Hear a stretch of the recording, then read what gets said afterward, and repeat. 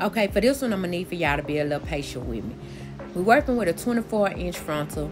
The lace didn't have to be cut or anything. It's a previously installed unit, so all I had to do was lay the unit.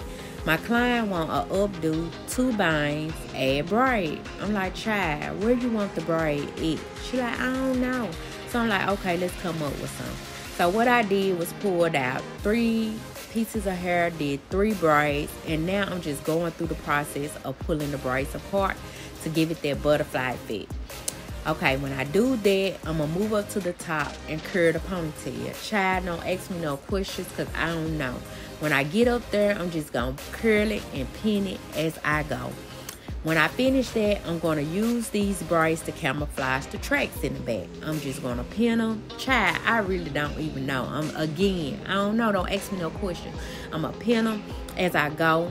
Just try to bring the style all together. And this is what I came up with. It actually came out super cute. The color is cute on her. The style is cute. The braids did exactly what they were supposed to do, like to cover the tracks in the back.